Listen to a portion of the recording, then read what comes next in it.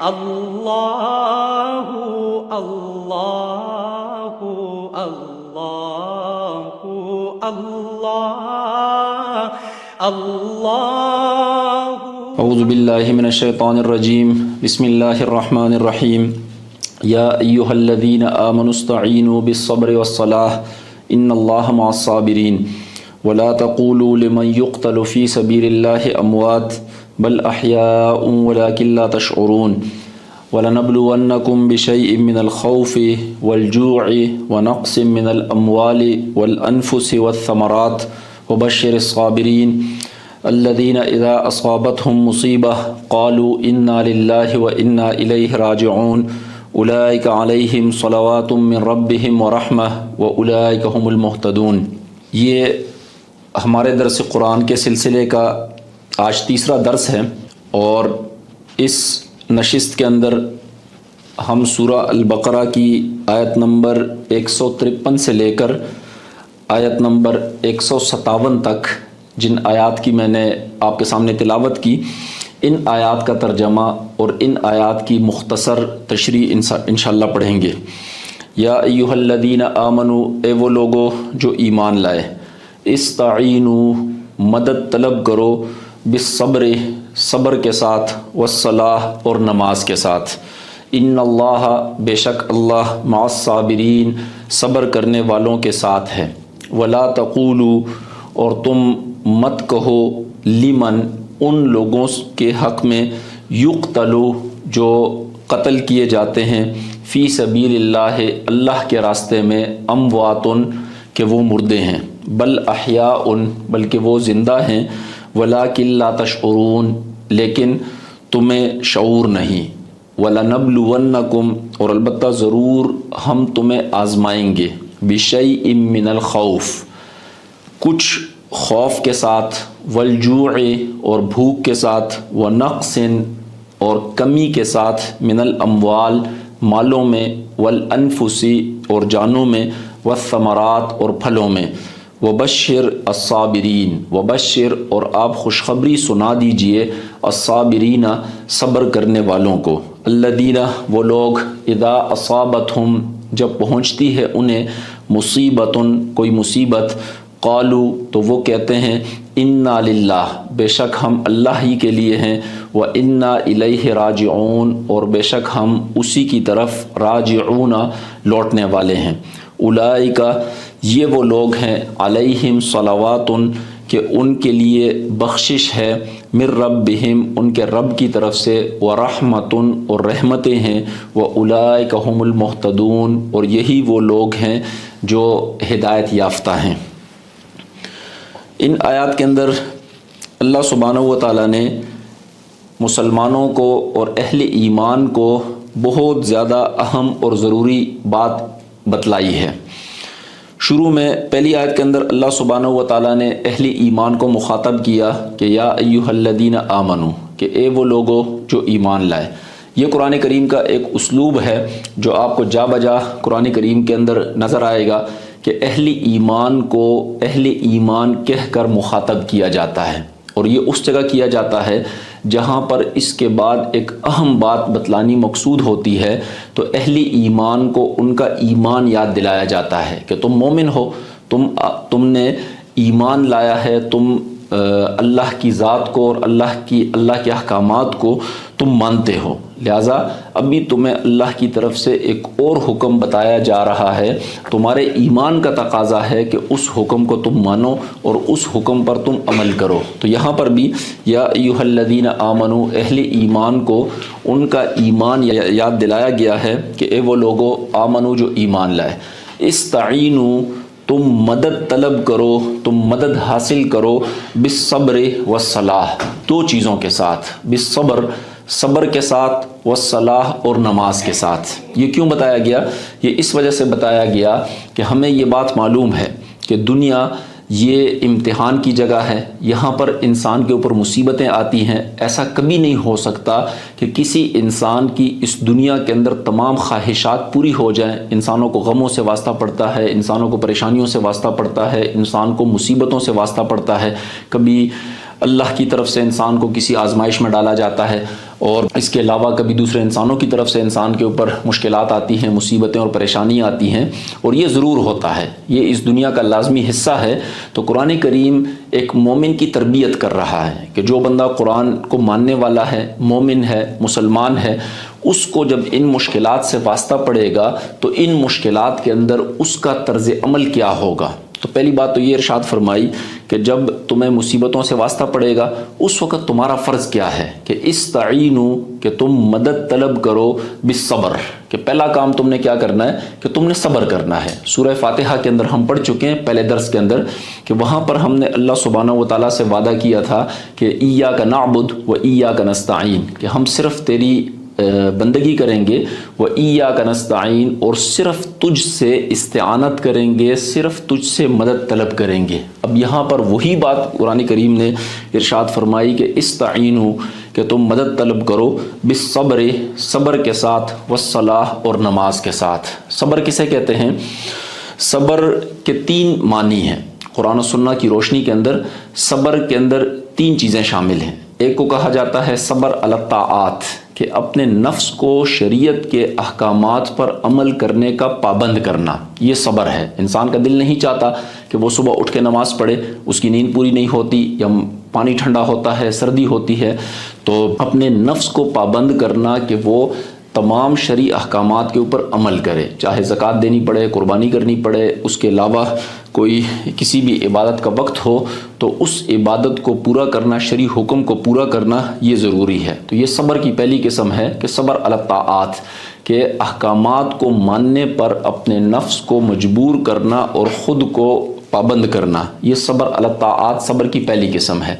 صبر کی دوسری قسم صبر عن المعاصی، کہ اللہ کی نافرمانیوں سے خود کو روکنا۔ اللہ نے یہ نظام ایسا بنایا، چونکہ یہ امتحان ہے تو انسان کا دل چاہتا ہے کہ وہ اللہ کی نافرمانی کرے، جن چیزوں سے اللہ نے منع کیا ہے ان چیزوں کو دیکھنا، ان چیزوں کو سننا، ان کاموں کو کرنا، یہ انسان کا دل چاہتا ہے۔ لیکن اس امتحان کے اندر کامیابی یہ ہے کہ انسان باوجود دل چاہنے کے ان کاموں سے خود کو روکے، کیونکہ اللہ نے ان کاموں کے کرنے سے ہمیں روکا ہے، وہ معاصی ہیں، وہ اللہ کی نافرمانیاں ہیں۔ تو لہٰذا صبر یہ ہے کہ انسان اپنے نفس کو ان معاصی سے اور ان گناہوں سے روکے، یہ صبر کا دوسرا حصہ ہے۔ اور صبر کا تیسرا حصہ صبر علی الآفات، کہ انسان کے اوپر کوئی آفت آتی ہے، انسان کسی مصیبت کے اندر مبتلا ہوتا ہے تو اس وقت وہ اللہ کی رحمت سے مایوس نہیں ہوتا، بلکہ وہ اللہ کے فیصلے پر راضی ہوتا ہے اور صبر کا مظاہرہ کرتا ہے، کوئی جزا فضا نہیں کرتا، تقدیر سے شکوہ نہیں کرتا، اللہ سے مایوس نہیں ہوتا، دین سے مایوس نہیں ہوتا، بلکہ اس کی امید قائم رہتی ہے، وہ اللہ کے فیصلے پر راضی ہوتا ہے۔ تو یہ ہے صبر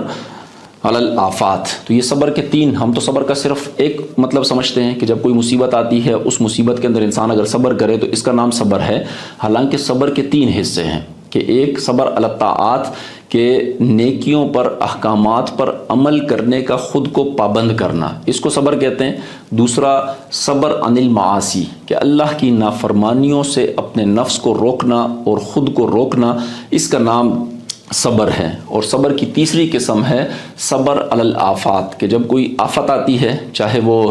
کوئی آسمانی آفت ہو، چاہے وہ کوئی زمینی آفت ہو، اس آفت کے اندر صبر کا مظاہرہ کرنا یہ صبر ہے۔ تو قرآن کریم نے کہا کہ استعینوا بالصبر، کہ جب بھی تمہیں کوئی مشکل پیش آتی ہے تم نے صبر سے کام لینا ہے، یہ تمہارے لیے ضروری ہے، اور اس سے تم دیکھو گے کہ تمہیں اللہ کی رضامندی حاصل ہوگی، اللہ کی خوشنودی حاصل ہوگی، اور تمہاری زندگی پرسکون رہے گی۔ والصلاۃ، اور دوسری چیز نماز ہے، کہ جب بھی کوئی مشکل پیش آتی ہے تو تم نے نماز کی طرف متوجہ ہونا ہے، اور جتنا تم نماز کی طرف متوجہ ہوگے اتنا تمہیں صبر کی توفیق ملے گی اور اس مشکل سے نجات ملے گی۔ حدیث میں آتا ہے حضور پاک علیہ الصلوۃ والسلام کو جب بھی کوئی مشکل پیش آتی تو آپ علیہ الصلوۃ والسلام نماز کی طرف متوجہ ہوتے، کیونکہ نماز اللہ کی بندگی کا سب سے عظیم ترین مظاہرہ ہے، اور جتنی عبادات ہیں ان عبادات میں سب سے بڑا مرتبہ وہ نماز کا ہے، اور نماز کے اندر انسان کا اللہ سے تعلق قائم ہو جاتا ہے۔ ایک مشہور حدیث ہے جس میں بتایا گیا کہ الصلاۃ معراج المؤمن، کہ جیسے حضور پاک علیہ الصلوۃ والسلام معراج پر تشریف لے گئے تھے، اللہ سبحانہ و تعالیٰ سے ملاقات کے لیے تشریف لے گئے تھے، تو نماز ہر مومن کی معراج ہے، ہے کہ اس کی اللہ سے ملاقات ہوتی ہے. اور یہ آپ جانتے ہیں جب ہم نماز شروع کرتے ہیں تو جو پہلی تکبیر ہوتی ہے اسے تکبیر تحریمہ کہتے ہیں کہ ہم اللہ اکبر کہتے ہیں. تکبیر تحریمہ کہ ہم دنیا کے بہت ساری چیزیں ہم اپنے اوپر حرام کر دیتے ہیں اور صرف اللہ کی طرف متوجہ ہوتے ہیں. تو یہ معراج ہے کہ ایک مومن کی اللہ سے ملاقات ہے. پھر یہ انسان نماز پڑھتا ہے اور اللہ سے دعا کرتا ہے کہ وہ قادر مطلق ہے. انسان اس پریشانی کے اندر، اس مصیبت کے اندر مبتلا ہے، وہ اللہ کے سامنے ہاتھ اٹھاتا ہے، اللہ کی بارگاہ کے اندر سجدہ کرتا ہے اور اللہ سے اس مصیبت سے اور اس آفت سے نجات مانگتا ہے. تو پھر اللہ سبحانہ و تعالیٰ اس کی مدد کرتے ہیں. تو یہ ایمان والوں کو بتایا گیا کہ استعینوا کہ تم مدد طلب کرو، بالصبر صبر کے ساتھ، والصلاح اور نماز کے ساتھ، ان اللہ مع الصابرین. ایک بہت بڑی بات ارشاد فرمائی گئی، بہت بڑی خوشخبری بتائی گئی کہ ان اللہ کہ حقیقت یہ ہے کہ اللہ مع الصابرین صبر کرنے والوں کے ساتھ ہے. جو بندہ صبر کرے گا اللہ سبحانہ و تعالیٰ کی معیت اس کو حاصل ہوگی. اور اس سے بڑی کوئی نعمت دنیا کے اندر نہیں ہو سکتی کہ انسان کو اللہ کی معیت حاصل ہو جائے. دنیا کے اندر ہم دیکھتے ہیں کہ اگر معمولی سا ایک عہدیدار ہے، کوئی سرکاری آفیسر ہے، کسی بندے کا اس سے تعلق ہے تو وہ بڑا فخر محسوس کرتا ہے اور بڑے فخریہ انداز میں لوگوں کے سامنے کہتا ہے کہ فلاں میرا رشتہ دار ہے، میں اس کا رشتہ دار ہوں، میرا اس سے تعلق ہے اور میں اس کے خاص بندوں کے اندر شامل ہوں. یہاں پر اللہ سبحانہ و تعالیٰ نے فرمایا کہ جو قادر مطلق ہے اور جو مالک ہے اور جو پوری دنیا کو رزق دیتا ہے، تو اس ذات اور اللہ سبحانہ و تعالیٰ کی معیت انسان کو کیسے حاصل ہوگی کہ انسان اللہ کے خاص بندوں میں شامل ہو جائے. اس کے لیے انسان کو اپنے اندر صبر کی کیفیت پیدا کرنی پڑے گی. اللہ سبحانہ و تعالیٰ نے فرمایا کہ ان اللہ کہ یہ بات بالکل حقیقت ہے، اس میں کوئی شک شبہ نہیں، یقیناً اللہ سبحانہ و تعالیٰ کی معیت ان لوگوں کو حاصل ہوگی الصابرین جو صبر کرنے والے ہیں. ولا تقولوا لمن يقتل في سبيل الله اموات. اگلی بات، اگلی آیت کے اندر اللہ سبحانہ و تعالیٰ نے ایک اور بڑی اہم بات ارشاد فرمائی کہ جو لوگ صبر کریں گے ان لوگوں کو اللہ سبحانہ و تعالیٰ کی طرف سے بہت سارے انعامات ملیں گے. ایک تو دنیا کے اندر بتایا کہ ان کو اللہ کی معیت حاصل ہوگی، اللہ کا ساتھ ان کو نصیب ہوگا اور وہ اس دنیا کے اندر خوش قسمت ترین لوگ ہوں گے کہ اللہ کے خواص کے اندر خاص لوگوں میں ان کا شمار ہوگا. اس سے اگلی آیت کے اندر ایک اور بات ارشاد فرمائی گئی کہ وَلَا تَقُولُوا لِمَن يُقْتَلُ فِي سَبِيلِ اللَّهِ کہ صابرین کی ایک وہ قسم ہے جو صبر کرتے کرتے اپنی جان اللہ کے نام پر قربان کر دیتے ہیں، اللہ کے راستے میں اپنی جان دے دیتے ہیں. اللہ سبحانہ و تعالیٰ ان صبر کرنے والوں کو اتنا اعزاز عطا فرماتے ہیں کہ باوجود اس کے کہ حصی طور پر ان کے اوپر موت طاری ہو گئی ہے، ان کی روح ان کے جسم سے نکل گئی ہے اور وہ مر چکے ہیں، لیکن اس کے باوجود ایمان والوں کو منع کیا گیا کہ وَلَا تَقُولُوا کہ تم مت کہو، تمہیں منع کیا جا رہا ہے کہ تم مت کہو لمن یقتل فی سبیل اللہ ان لوگوں کے لیے جو مار دیے جاتے ہیں، جنہیں شہید کر دیا جاتا ہے اللہ کے راستے میں، تم ان کے بارے میں مت کہو. کیا مت کہو؟ امواتن کہ یہ مردے ہیں. ان کو مردہ کہنے سے روک دیا گیا ہے، یہ ان کا اعزاز ہے. یہ صابرین کی ایک مثال دی گئی ہے کہ جو بندہ صبر کرے گا، اور صبر کی ایک حالت، انتہائی حالت یہ ہے کہ انسان اپنی جان، جو سب سے زیادہ عزیز ترین چیز ہوتی ہے انسان کی نظر کے اندر، انسان اپنی جان اللہ کے نام پر قربان کر دے صبر کا مظاہرہ کرتے ہوئے. تو اللہ سبحانہ و تعالیٰ نے اس بندے کو یہ اعزاز دیا کہ دوسرے ایمان والوں کو روک دیا کہ باوجود اس کے کہ یہ بندہ شہید ہو چکا ہے، اس کی روح نکل چکی ہے، لیکن اس بندے کو مردہ کہنا یہ تمہارے لیے جائز نہیں. منع کر دیا گیا کہ ولا تقولوا کہ تم مت کہو لمن یقتل ان لوگوں کے بارے میں یقتل فی سبیل اللہ جن کو مار دیا جائے اللہ کے راستے میں، اموات کہ وہ مردے ہیں، بل احیاء بلکہ وہ زندہ ہیں، بل احیاء بلکہ وہ زندہ ہیں. تمہیں لگتا ہے کہ وہ مر چکے ہیں، ان کی روح ان کے جسم سے نکل چکی ہے، ان کو تم نے قبر میں دفن کر دیا ہے، لیکن اس کے باوجود قرآن کریم نے کہا کہ بل احیاء بلکہ وہ زندہ ہیں. ولکن لا تشعرون لیکن سوال یہ پیدا ہوتا ہے کہ ہمیں تو وہ بالکل مردوں کی طرح لگتے ہیں کہ وہ کوئی نہ کوئی بات کر سکتے ہیں، نہ کوئی حرکت کر سکتے ہیں، نہ وہ دیکھ سکتے ہیں، نہ وہ سن سکتے ہیں، ہمیں تو بالکل عام مردوں کی طرح لگتے ہیں. قرآن کریم نے کہا ولکن لا تشعرون وہ زندہ ہیں، ان کی زندگی میں کوئی شک نہیں، لیکن تمہیں شعور نہیں، تمہارا علم ناقص ہے، تم ان کی زندگی کو محسوس نہیں کر سکتے.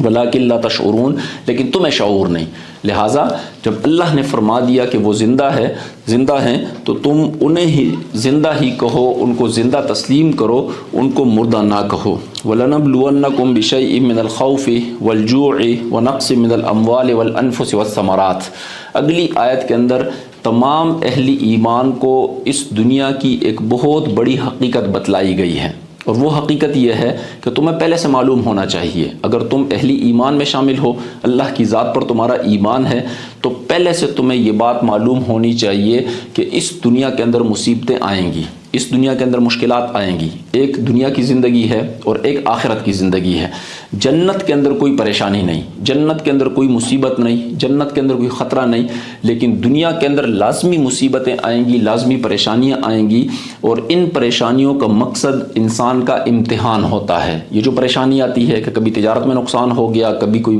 عزیز و اقارب میں سے کوئی عزیز فوت ہو گیا، کبھی کوئی اور نقصان، کبھی کوئی اور پریشانی، ان پریشانیوں کے ذریعے اہل ایمان کو آزمایا جاتا ہے کہ جب انہوں نے کہہ دیا کہ ہم اللہ کی ذات پر ایمان لاتے ہیں اور ہم اللہ کی تقدیر پر، والقدر خیرہ وشرہ من اللہ تعالی، کہ اچھی تقدیر بری تقدیر ہم اس پر ایمان لاتے ہیں کہ وہ اللہ کی طرف سے ہے، پھر انسان کو آزمایا جاتا ہے، انسان کا رویہ، انسان کا طرز عمل دیکھا جاتا ہے، اس کو واقعی کسی مصیبت اور پریشانی میں ڈال کر دیکھا جاتا ہے کہ کیا یہ بندہ اپنی اس بات کے اندر سچا ہے اور یا صرف یہ زبانی کلامی اس بات کا قائل ہے۔ تو قرآن کریم نے کہا کہ یہ تمہیں معلوم ہونا چاہیے کہ وَلَنَبْلُوَنَّكُمْ، کہ البتہ ضرور ہم تمہیں آزمائیں گے۔ یہ طے شدہ بات ہے، یہ نہیں ہو سکتا کہ تمہیں آزمائش میں نہیں ڈالا جائے گا، تمہیں ضرور آزمائش میں ڈالا جائے گا، کیونکہ اللہ کے نزدیک زبان سے کہہ دینا، زبانی جمع اور تفریق، اس کی کوئی حیثیت نہیں ہے۔ لازمی طور پر تمہیں پریشانی کے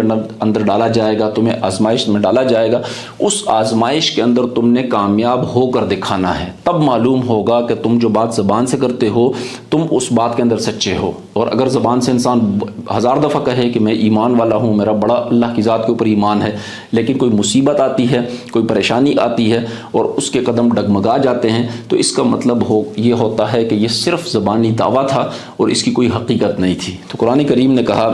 کہ وَلَنَبْلُوَنَّكُمْ، کہ البتہ ضرور ہم تمہیں آزمائیں گے، بِشَيْءٍ مِّنَ الْخَوْفِ، کچھ تھوڑے سے خوف کے ساتھ۔ اتنا نہیں آزمائیں گے کہ تمہاری وسعت سے ہی باہر ہو جائے، ایسا نہیں ہوگا، لیکن کچھ تھوڑے سے، بِشَيْءٍ مِّنَ الْخَوْفِ، کہ کچھ تھوڑے سے خوف کے ساتھ ہمیں تمہیں آزمائیں گے۔ کبھی تمہیں ڈر لگے گا، تم خوف کے اندر مبتلا ہو جاؤ گے، اپنے بارے میں، اپنی جان کے بارے میں، اپنے اہل و عیال کے بارے میں، اپنی تجارت کے بارے میں، اپنے مال کے بارے میں تمہیں خوف لاحق ہوگا، تو ہم تمہیں آزمائیں گے۔ کبھی دشمن کی طرف سے پوری ملت اسلامیہ کے اوپر جو ہے ایک خوف طاری ہوگا، تو یہ تمہاری آزمائش ہوگی کہ لَنَبْلُوَنَّكُمْ، ہم ضرور تمہیں آزمائیں گے، بِشَيْءٍ مِّنَ الْخَوْفِ، کچھ تھوڑے سے خوف کے ساتھ، وَالْجُوعِ، اور کبھی بھوک کے ساتھ، کہ کبھی مالی تنگی کے اندر تم لوگ مبتلا ہوگے اور تمہیں بھوک محسوس ہوگی، وَنَقْصٍ مِّنَ الْأَمْوَالِ، کبھی تمہارے مالوں کے اندر نقصان ہوگا، سب لوگ برابر نہیں ہوں گے، کسی کو اللہ سبحانہ و تعالیٰ بہت زیادہ دے کر آزمائیں گے، کسی کو اللہ سبحانہ و تعالیٰ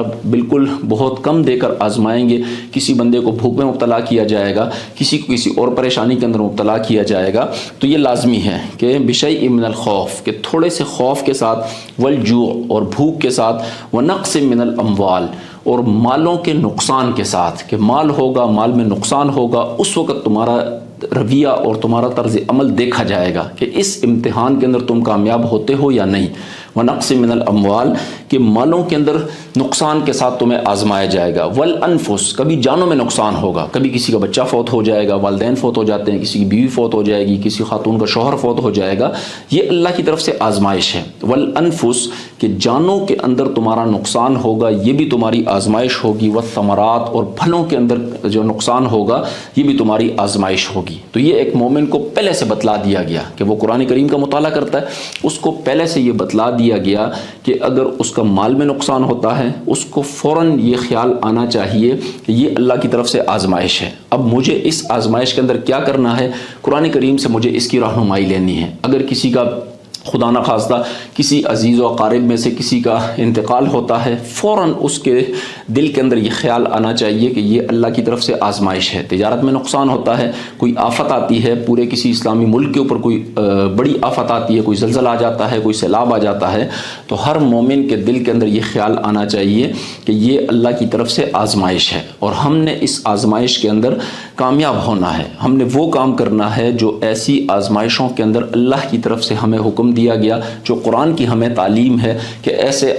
ایسی آزمائشوں کے موقع پر ایک مومن کو کیا کرنا چاہیے۔ پھر دوبارہ سے بتایا گیا کہ ان آزمائشوں کے اندر کامیاب ہونا یہ آسان نہیں ہے۔ زبان سے کہہ دینا آسان ہے کہ جب مجھے مالی پریشانی آ جائے گی تو میں صبر کا مظاہرہ کروں گا، لیکن جب عملاً پریشانی آتی ہے اور انسان ایک مصیبت کے اندر مبتلا ہوتا ہے، اس وقت اپنے عقیدے کے اوپر قائم رہنا، اللہ کی ذات کے ساتھ اپنا حسن ظن برقرار رکھنا، یہ بڑا مشکل ہو جاتا ہے۔ انسان کا ایمان ہل جاتا ہے ایک دفعہ جب عزیز و اقارب میں سے کسی کا انتقال ہوتا ہے، جب انسان کسی مصیبت کے اندر مبتلا ہوتا ہے اور یکے بعد دیگر مصیبتیں آتی ہیں، تو اس وقت انسان کا ایمان ڈگمگا جاتا ہے اور شیطان پوری طرح کوشش کرتا ہے کہ انسان کو مایوس کر دے۔ تو قرآن کریم نے یہ ساری حقیقت بتانے کے بعد پھر صبر کی ترغیب دی۔ حضور پاک علیہ السلام کو حکم دیا گیا کہ وبشر، کہ آپ خوشخبری سنا دیجئے الصابرین، کن لوگوں کو؟ الصابرین، جو صبر کرنے والے ہیں۔ صبر کی بہت بڑی فضیلت ہے۔ ایک حدیث کے اندر آتا ہے، حضور پاک علیہ السلام نے فرمایا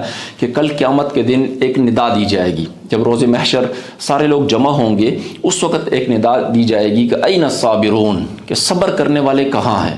تو جو صبر کرنے والے ہوں گے وہ لوگ کھڑے ہو جائیں گے، پھر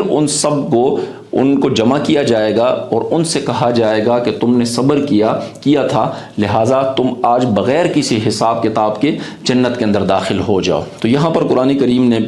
بتایا کہ وبشر، کہ آپ خوشخبری سنا دیجئے الصابرین، صبر کرنے والوں کو، الذین اذا اصابتہم مصیبۃ، جیسے قرآن کریم کے اندر اللہ سبحانہ و تعالیٰ کی عادت مبارکہ ہے کہ ہر چیز کی مکمل وضاحت کی جاتی ہے۔ جیسے اس سے پچھلے درس کے اندر المتقین کا لفظ آیا، ہدی للمتقین، پھر اس کے بعد اس متقین کی پوری آگے تشریح کر دی کہ متقین کن لوگوں کو کہا جاتا ہے۔ یہاں پر قرآن کریم نے کہا کہ وبشر الصابرین، کہ آپ خوشخبری سنا دیجئے صبر کرنے والوں کو۔ آگے صابرین کی تعریف کر دی کہ صابرین کون لوگ ہیں، تاکہ صابرین کو پہچاننے میں کسی کو مشکل پیش نہ آئے۔ ان کی علامت یہ بتائی کہ الذین اذا اصابتہم مصیبہ، کہ یہ وہ لوگ ہیں کہ جب ان کو کوئی مصیبت پہنچتی ہے۔ مصیبت کیسی ہوتی ہے اس کی تفصیل پہلے بتلا دی کہ لَنَبْلُوَنَّكُمْ بِشَيْءٍ مِّنَ الْخَوْفِ وَالْجُوعِ وَنَقْصٍ مِّنَ الْأَمْوَالِ وَالْأَنفُسِ وَالثَّمَرَاتِ، یہ ساری مشکلات ہیں، یہ ساری پیچیدگیاں ہیں، یہ ساری آفات ہیں۔ ان میں سے کسی بھی آفت کا جب کسی کو سامنا کرنا پڑتا ہے، کوئی کسی مصیبت کے اندر مبتلا ہو جاتا ہے، الذین اذا اصابتہم مصیبہ، کہ یہ وہ لوگ ہیں صابرین کہ اذا اصابتہم مصیبہ، جب انہیں پہنچتی ہے کوئی مصیبت، قالو، تو ان کا رویہ کیا ہوتا ہے؟ قالو، یہ کہتے ہیں انا للہ، کہ ہم تو خود اللہ کے ہیں، ہم تو خود اللہ کے ہیں، اور جب اللہ کے ہیں، اللہ کا جو بھی فیصلہ ہمارے بارے میں ہوگا وہ فیصلہ ہمیں منظور ہے۔ ٹھیک ہے، ہمارا دل پریشان ہے، ہم غم کے اندر مبتلا ہیں، لیکن اس کے باوجود بھی ہمارا عقیدہ یہ ہے کہ انا للہ، کہ ہم خود اللہ کے ہیں، پورے کے پورے میں خود اللہ کا ہوں، میرے پاس جو کچھ بھی ہے وہ اللہ کا ہے۔ اگر ان ہزاروں لاکھوں نعمتوں میں سے اللہ نے کوئی ایک نعمت مجھ سے واپس لے لی ہے، تب بھی میں اس کا شکر گزار ہوں، میں صبر کروں گا، کیونکہ اللہ، یہ چیزیں اللہ کی تھی، یہ نعمتیں اللہ کی تھی۔ انا للہ، کہ ہم اللہ کے ہیں، وَإِنَّا إِلَيْهِ راجعون، اور ساتھ میں دوسرا ہمارا یہ عقیدہ ہے کہ وَإِنَّا، اور بے شک ہم، إِلَيْهِ راجعون، اسی کی طرف لوٹنے والے ہیں۔ تو اللہ کے پاس ہی ہم نے جانا ہے، اللہ کے سامنے ہم نے پیش ہونا ہے، سب کچھ اللہ کا دیا ہوا ہے، لہٰذا اس میں سے اگر کوئی چیز واپس لے لی جاتی ہے، کوئی کمی آتی ہے، اس پر ہم صبر کرتے ہیں۔ تو یہ صابرین ہیں کہ ان کی کیفیت یہ ہوتی ہے کہ الذین اذا اصابتہم مصیبہ، جب انہیں کوئی مصیبت پہنچتی ہے، قالوا انا للہ، تو یہ کہتے ہیں دل سے، عمل سے بھی ان کا یہی طرز عمل ہوتا ہے، ان کا رویہ یہ ہوتا ہے، زبان سے بھی یہی الفاظ نکلتے ہیں کہ انا للہ، کہ ہم بے شک ہم اللہ کے لیے ہیں، وَإِنَّا إِلَيْهِ راجعون، اور بے شک ہم اسی کی طرف لوٹنے والے ہیں۔ اب آگے پھر فضیلت بتا دی، پہلے بھی فضیلت بتا دی کہ آپ خوشخبری سنا دیجئے صبر کرنے والوں کو، پھر اس کے بعد جب صبر کرنے والوں کی تعریف کر دی کہ صبر کرنے والے کون لوگ ہیں، پھر اس کے بعد بتایا کہ اولئک علیہم صلوات من ربہم، کہ یہ وہ لوگ ہیں جن